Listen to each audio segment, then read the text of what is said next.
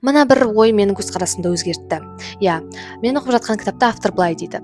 Тырысу, жалпы бұл жай ғана тырысу сізді сәтсіздікке ұшыратуы мүмкін. Біз кейде әрекет жасамай жай ғана тырысып қана отыра береміз, иә. Тырысу деген яғни сіздің әлі болмаған сәтсіздіктеріңізді алдын ала оны ақтап алу, алдын ала оны кешіру дейді автор. Былай ойлап қарасақ, шынымен де кей кезде біз өзімізді қысымның ішіне алып аламыз. Ол дұрыс емес. Біз өзімізге еркін әрекет етуге мұршат беруіміз керек. Қысқаша, жалпы әрекет етіп бастап кетуді исламда тәуекел деп айтамыз, иә. Тәуекелге қатысты қаншама дұғалар бар дегендей. Ұзын сөздің қысқасы, кім тәуекел етпейді, сол мақсатына жетпейді демекші. Сол себепті бір істі бастағалы жатсаңыз, мен тырыстым демеңіз, тырысамын демеңіз. Бисмиллах, мен қолымнан келеді, бастаймын деп бастап кетіңіз. Себебі мына бір сөзге назар аударайық. Дәл қазір немесе ешқашан. Пайдалы болса, жақыныңызға бөлісе кетіңіз.